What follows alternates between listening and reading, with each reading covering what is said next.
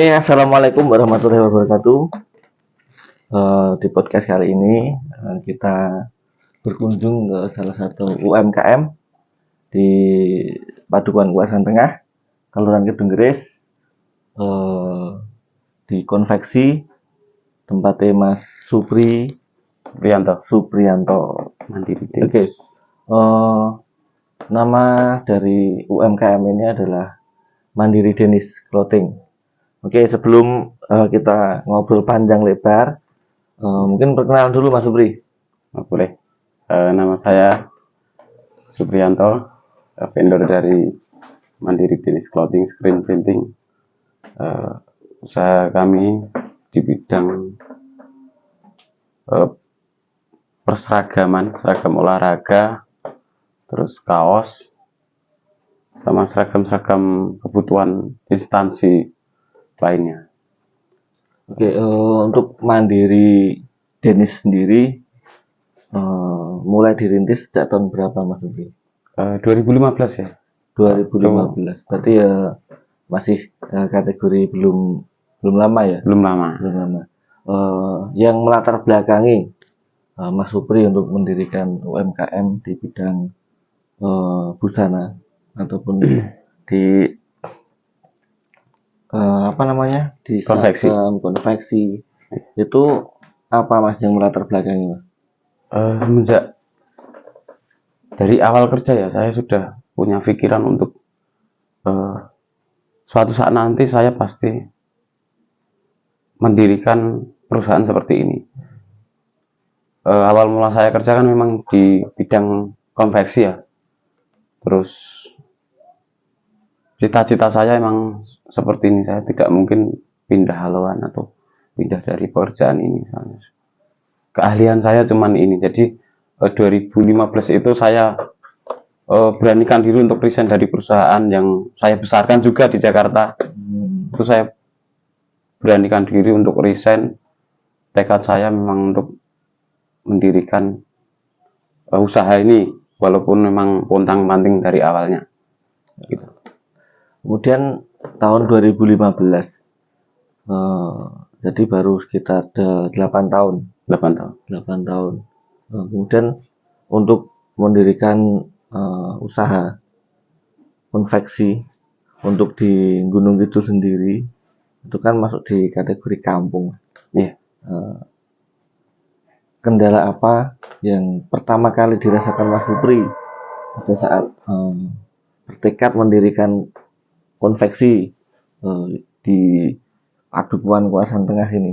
Apalagi di Padukuhan Kuasan Tengah di sini tergantung ya di kampung yang pinggiran, bukan di dalam kota. Kemudian dari wilayah sendiri juga masuk nggak di pinggir jalan raya itu. Iya. Pasti banyak tantangan, banyak hambatan. Nah, apa yang paling besar hambatan yang dialami Mas Supri? Untuk tahun-tahun pertama saya mendirikan ini ya, tahun pertama itu masalah di marketing. Itu terutama saya bermasalah sekali. Jadi awalnya itu saya produksinya itu bukan di seragam-seragam, cuman kita produknya supply ke toko dan menyasar ke produk baby shop untuk pertamanya. Cuman itu gagal untuk saya. Cuman soalnya untuk pekerjaan seperti baby shop itu membutuhkan modal sangat besar. Jadi saya di situ gagal. Terus saya pindah haluan untuk masuk ke jalur seragam kaos seperti ini. Dan disitulah mulai pelan-pelan saya kenal dengan rekan-rekan saya di konveksi-konveksi lain. Nggak taunya di Gunung Kidul itu sudah ada waktu itu konveksi-konveksi itu yang sudah mulai berkembang. Saya sedikit demi sedikit relasi sama mereka, terus dia ngasih pekerjaan ke saya. Jadi sebelum saya mendapatkan order, saya mengerjakan pekerjaan mereka, maklon dari mereka. Lambat laun saya pekerjaan di tempat saya sudah mulai ada. Saya cari order ke instansi-instansi, ke sekolah-sekolah, saya masuk gitu, dapatlah dari order itu. Terus dari maklon ada, dari order ada gitu. Akhirnya pelan-pelan mulai jalan sedikit-sedikit gitu. Terus Mas Supri itu memang nggak mempunyai bekal dari bidang sekolah nggih. Enggak, kalau sablon kita otodidak, kita belajar dengan teman-teman, Kursus kita juga nggak. tidak. Untuk jahit juga tidak. Terus untuk menjahit sendiri Ya. itu kan butuh apa ya istilahnya, butuh skill, Oke. butuh keuletan, ketelatenan untuk menjahit. Awal mula berminat untuk di bidang penjahit itu dari mana? Apakah karena kepepet nggak ada pekerjaan terus adanya cuman itu terus masuk di situ, atau memang dari Mas Supri sendiri memang mempunyai keinginan untuk menjadi seorang penjahit? Ya, kalau penjahit memang dari awal, Mas, dari pekerjaan awal yang saya sebutkan tadi, kalau menjahit itu saya dari awal kerja kan menjahit. Jadi ya udah saya sukai itu pekerjaan. Terus sampai saat ini ya saya menjahit. Soalnya kalau saya tadi saya bilang itu saya pindah haluan, saya rasa mulai dari nol lagi. Jadi mau nggak mau saya ya menjahit lah. Terus itu tadi kan Mas Supri menyampaikan untuk tahun 2015 itu memutuskan untuk resign dari perusahaan, berniat untuk membuka usaha sendiri. Iya. Itu terkait dengan alat-alat untuk menjahit dan kelengkapan lainnya. Itu awal mulanya modalnya dari mana, Mas? Nah, kalau alat itu dari saya kerja saya udah nyeleng sedikit-sedikit gitu. Kita beli mesin 3 biji, kebetulan kan waktu itu ada mesin murah ya, saya beli. Saya pikiran saya emang buat usaha lah nanti di kampung.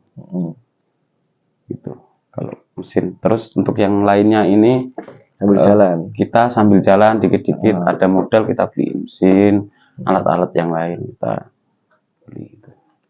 Terus untuk saat ini untuk sekolah-sekolah sendiri itu biasanya sudah punya link atau sudah punya langganan di mana tempat untuk menjahit entah seragam dan sebagainya.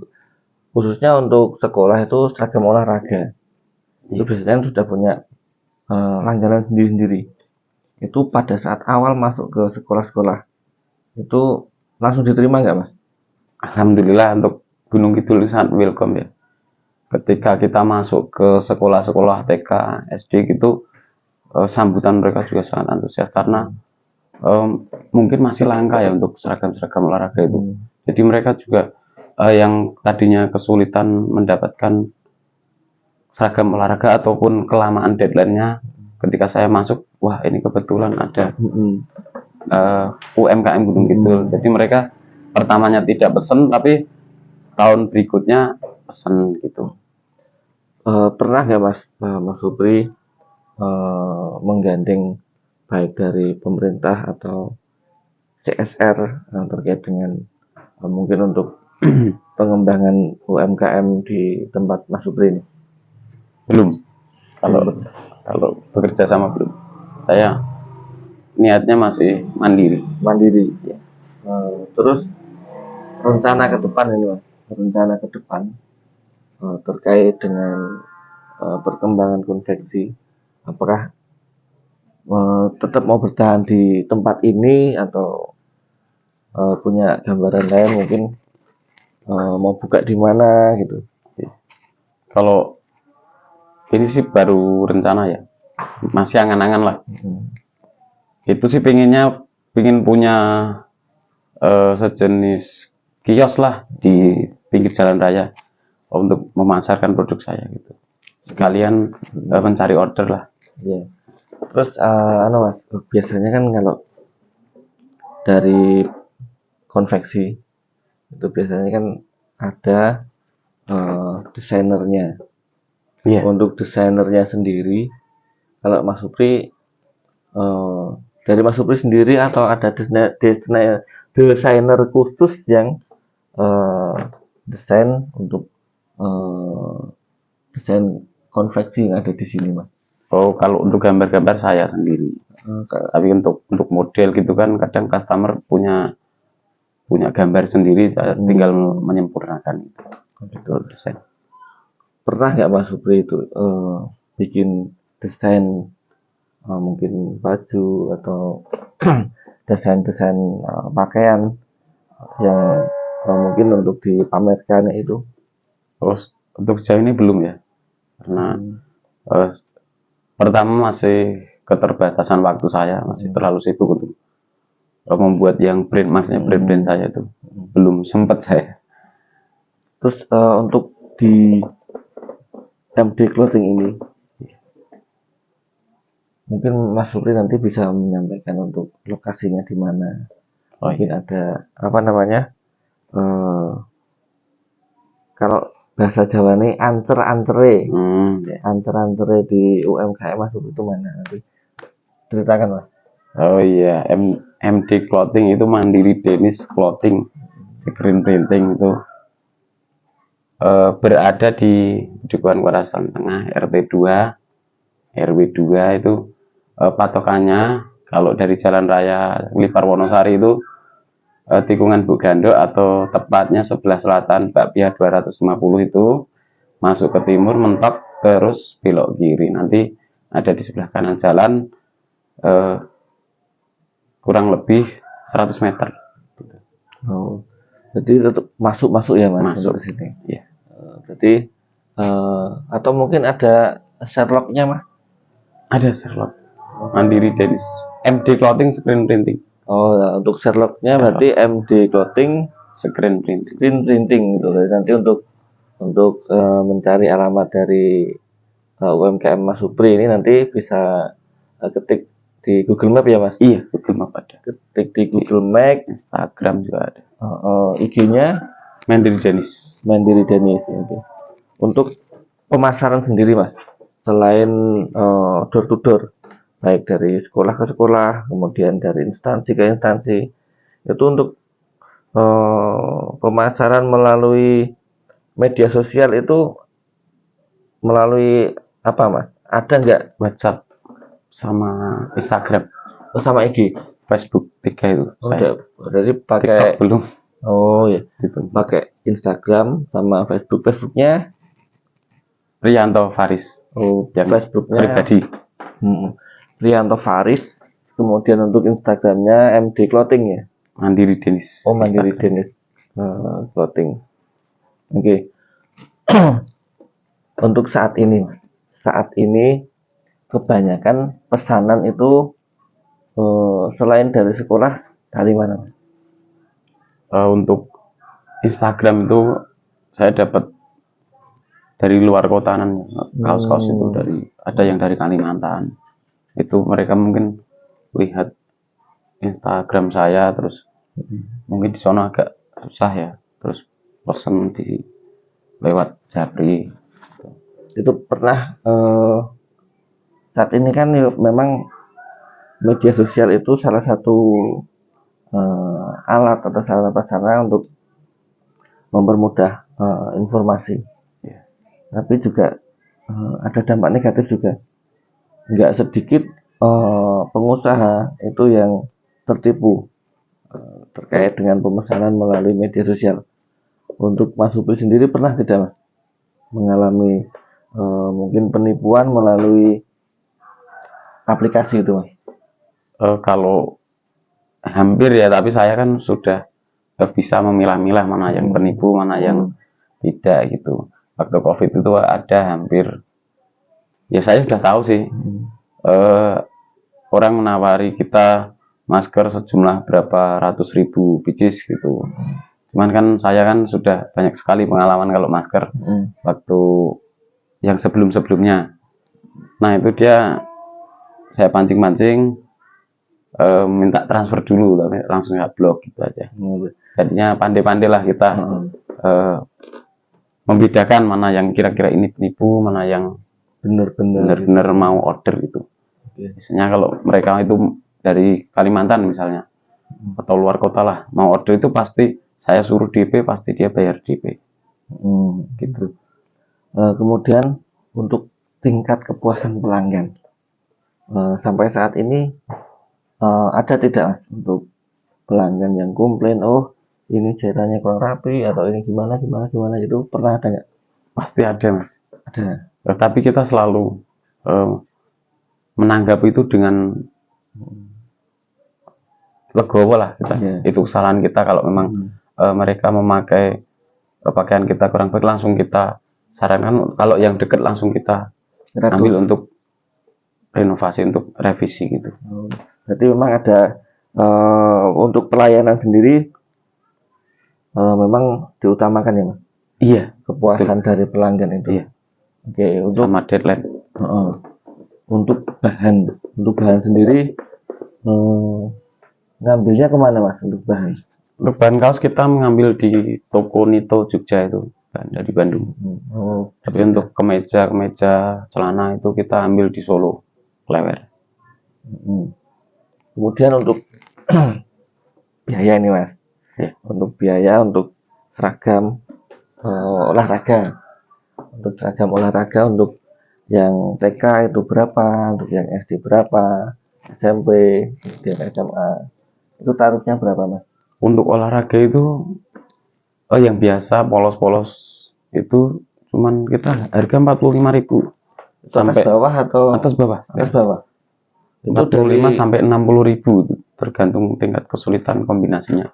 Oh, itu dari TK sampai SMA sama? Enggak, TK. Oh, TK. Kalau SD itu 65 sampai 70, nanti tergantung kombinasinya. Untuk SMP ya 75, 85. Atas bawah itu. Atas bawah. Berarti termasuk ringan juga ya Mas? Ringan. Untuk biayanya juga. Kemudian untuk yang kaos-kaos biasanya untuk komunitas atau klub-klub kayak gitu Mas? Untuk kaos itu di harga Katun Kompet 30S itu pendeknya 55.000, panjang 60.000. Itu full apa? Full sablon. Iya, sablon. Itu sablonnya pakai yang sablon apa aja? Untuk yang harga segitu kita pakai rubber. Sablon rubber. Kalau yang plastisol sama DTF yang digital itu kita selisihkan 5.000 biasanya. 5.000. Lebih mahal. Tapi untuk bahannya Katun Kompet ya? Katun Kompet 30S. 30. Kalau naik satu tingkat ke 24S atau ke 20S itu naiknya 5.000. 5.000. Berarti masih terjangkau juga ya? Iya. Berarti mungkin dari teman-teman yang mau pesan kaos nih, karena kebanyakan untuk anak-anak muda itu biasanya sering ke komunitas bikin kaos, nanti bisa pesan di tempatnya Mas Supri ini. Siap. Kemudian untuk tingkat kerumitan dari penggarapan mungkin kaos atau penyablonan itu mempengaruhi tarif nggak Mas? Mempengaruhi. Biasanya nanti kisaran berapa selisihnya? 5.000 biasa. 5.000. Untuk saat ini di UMKM Mandiri Clothing ini sudah berapa Mas karyawannya? Karyawan untuk penjahitnya 3. Tapi kalau untuk sablon kadang kita masih menggunakan SDM sekitar kan. Kadang sablon itu tidak sebanyak jahit. Tidak. Kalau sablon masih kita kadang ada, kadang tidak gitu. Jadi kalau yang pokok 3 untuk jahitnya. Itu dari warga setempat juga Mas? Iya. Berarti membuka peluang usaha juga untuk lingkungan masyarakat sekitar ya Mas? Iya. Kemudian untuk sablon sendiri itu misalkan mau pesen ya, itu harus berapa biji atau bisa bijian gitu Mas? Bisa bijian. Kalau sablon sekarang kan banyak sablon digital ya. Kalau untuk satuan kita kerjakan dengan sablon digital atau DTF itu. Jadi sablon di TF itu tidak warnanya tidak terbatas, mau berapa warna pun bisa. Itu satuan. Bisa bijian gitu. Bisa. Terus untuk sablon sendiri, apakah khusus untuk sablon kaos saja atau mungkin bisa topi atau yang lainnya?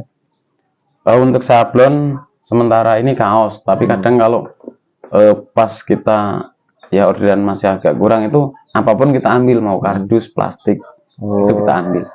Nah, untuk sablon plastik sendiri Mas, karena untuk di lingkungan Wonosari lah, di Gunung Kidul lah, itu untuk sablon plastik kan masih jarang. Iya. Nah, untuk harganya sendiri berapa Mas? Untuk sablon plastik? Plastik itu murah banget ya. Per piecesnya itu paling 50 rupiah ya. 50 rupiah. Murah sekali kalau plastik, nggak kayak kaos.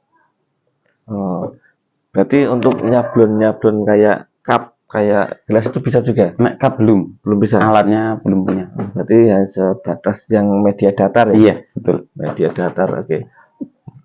Berarti untuk kalau misalkan mau pesan sablon plastik juga bisa di sini? Bisa.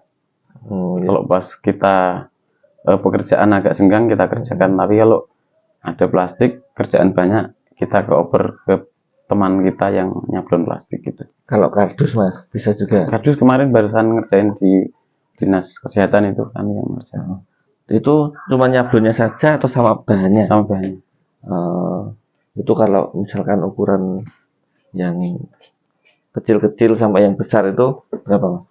Kita kemarin mengerjakan untuk ukuran yang 52 kali 48 42 kali 36. Itu harga all in-nya 19.000. Itu satu kardusnya? Satu kardus. Tapi yang tebel ya kardusnya itu? Single.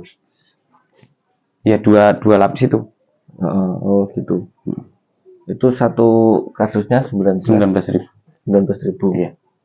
Jadi kalau misalkan yang ukuran kayak yang mungkin untuk kemasan makanan yang kecil itu lebih murah itu. Lebih murah. Kalau yang ukuran minuman air mineral gitu. Oh ya kisaran 17-an. 17.000. Lebih kecil tergantung ukurannya. Soalnya kalau kardus itu kan kita ambil di pabrik, kita jasa sablon aja. Gitu. Oke. Jadi kan nanti selain sablon kaos juga ada sablon plastik. Iya. Ada sablon kardus juga. Kemudian untuk plastik kemasan misalkan mungkin ada UMKM di bidang mungkin makanan lah, itu pengen bikin kemasan untuk brandingnya, itu juga bisa Mas? Bisa. Itu sama bahannya juga disiapkan dari sini? Kalau bahan tergantung mau dari customer atau kita mau menyediakan itu. Gitu. Bisa. Karena kan sebetulnya di Kedung Keris sendiri itu banyak UMKM sebetulnya yang bingung untuk kemasan. Banyak UMKM yang bingung untuk kemasannya, jadi masih pakai plastik yang polos biasa, itu paling ditempel stiker gitu. Nah mungkin nanti juga bisa nanti kerjasama dengan mereka yang punya usaha kuliner, mungkin punya usaha camilan, mungkin itu nanti juga bisa kerjasama dengan Mas Supri ya, dengan sablon kemasannya. Terus untuk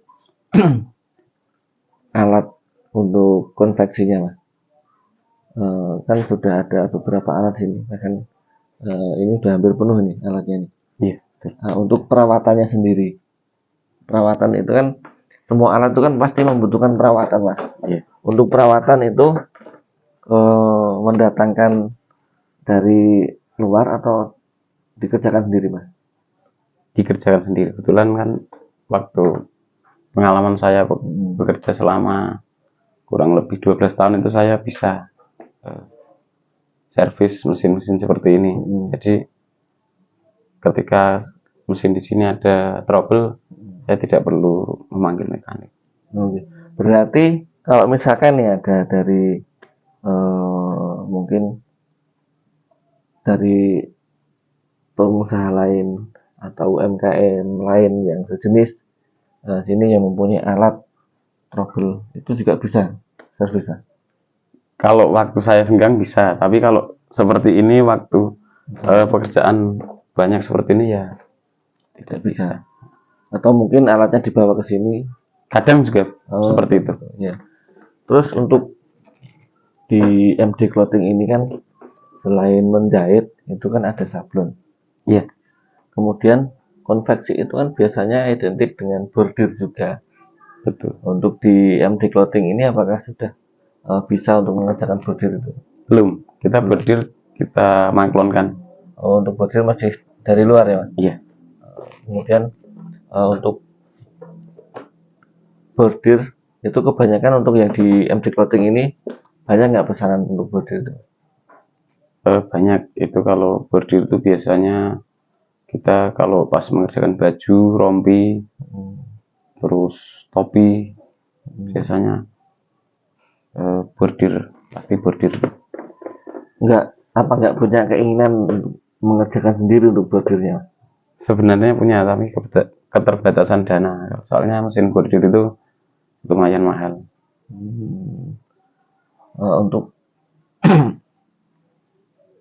selama ini, Mas, dari pembelian alat-alat di sini itu kira-kira total alat di sini itu kalau dirupiahkan berapa, Mas, modalnya untuk beli alat? Waduh, Total kisaran berapa? kira-kira paling. Ya, Kira-kira ya kalau jahitnya aja, jahit sama sablon apa jahit? total alat yang ada di sini. Waduh, Dari jahit, sablon, mungkin untuk memotong kain. berapa ya? Ya kalau jahit seperti ini paling 3 juta atau 3 juta. Ini Total itu 1,5. ada 100 jutaan nggak, Mas? Untuk alatnya? Belum, Mas. Belum ada. 50 juta? Ada kalau 50. 50 juta. Kira-kira untuk modal alat 50 juta itu balik modalnya berapa lama, Mas? Oh, ya setahun sampai 2 tahun sudah. Tahun 2 tahun balik modal ya. Yang penting orderan ada lah. Terus selama tahun 2015 sampai saat ini, selain masa pandemi kemarin, pernah nggak kesulitan untuk pemasaran selain pandemi loh? Terus selama ini kan kita pesanan, mengerjakan pesanan. Jadi ya belum ada kesulitan kalau pesanan. Masih lancar lah. Soalnya kita kan repeat order ya. Biasanya kalau sekolah-sekolah itu tahun sekarang ambil, tahun besok pasti ambil gitu. Dan untuk tahun-tahun bulan-bulan sepi itu biasanya ada di bulan Januari sampai Maret itu kita nanti mengerjakan kaos-kaos event di bulan itu. Terus untuk sekolah sendiri, biasanya kalau dari sekolah itu pesannya cuman yang untuk kaos olahraga atau seragam yang lainnya juga, Mas? Yang lainnya bisa seragam merah putih, batik walang kadang kita ambilkan di tempat Mas itu Alia Batik itu di Tancap itu. Berarti bermitra dengan pengrajin batik di Tancap itu. Iya. Di tempatnya Mbak Alia. Itu kan kakaknya saudara. Iya. Saudaranya kan Mas Daru itu juga pengusaha batik itu. Terus untuk di MD Clothing sendiri itu selama ini dari 2015 sampai 2023 ini, kalau dari lingkungan sendiri, Mas, itu ada yang kayak komplain nggak, gimana nggak terkait dengan keberadaan UMKM ini? Enggak ya, Mas. Kita malah mendukung ya. Kadang kita ada sedikit kerjaan yang belum bisa jahit, kadang benang ya kita lempar kasihkan mereka. Iya. Karena untuk di Gedung Keris sendiri sebetulnya juga ada beberapa penjahit. Nah, di Gedung Keris ini bahkan ada satu perusahaan di Dusun Kedung Keris, Ya. itu juga konveksi, tapi di sana kan fokusnya di sarung tangan kayaknya. Iya. Sarung tangan. Kemudian untuk yang di sini aja Mas, untuk yang di MD Clothing ini ada MOU atau pernah bekerja sama dengan mungkin perusahaan-perusahaan yang di luar kota nggak Mas? Belum. Belum. Kalau yang untuk yang sekarang ini belum, tapi waktu pertama buka itu malah kita berelasi dengan seseorang di Jakarta lah. Kepada seseorang kita bekerja sama untuk mengerjakan tender mereka gitu kan. Waktu pertama kita buka di sini. Tapi kenapa nggak dilanjutkan sampai sekarang Mas? Untuk yang kerja sama dengan Untuk ya itu tadi ya, berhubung saya mengerjakan pesanan-pesanan kan harganya kan lebih enak ini, jadi untuk yang losinan saya perlahan tinggalkan. Oh gitu.